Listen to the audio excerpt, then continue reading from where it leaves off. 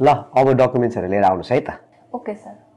आजको दिन त बब्बाल भयो, दुईटा स्टुडेन्ट पनि मजाले काउन्सिलिङ गरियो, डकुमेन्ट लिएर आउँछु भनेर भनिराखेको छ।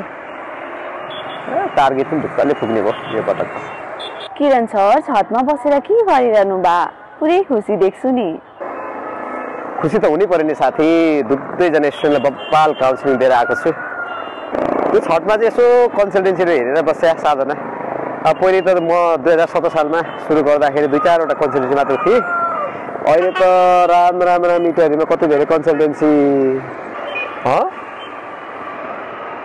ल मैले काउन्सिलिङ गरेको स्टुडेन्टहरु त अर्कै कन्सल्टेन्सी पो चढ्दैछन् त। खै त फोन गरौँ। हेलो,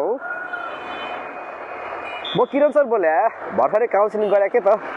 सर भन्नु न। अनि के हो तपाईहरु त अर्कै कन्सल्टेन्सी पो चढ्दै हुनुहुन्छ त। सर हेर्नु न, एप्लाई त तपाईकैबाट गर्ने भने, तर डकुमेन्ट अर्कै कन्सल्टेन्सीमा छोडेको थिए, दिनै मानेन। यति डिस्काउन्ट दिन्छु भन्नुभयो। फेरि मेरो दादाले चिनेको साथी हुनुहुँदो रहेछ सर, म त यतै पो गर्ने भए। सपना सबै हुरीले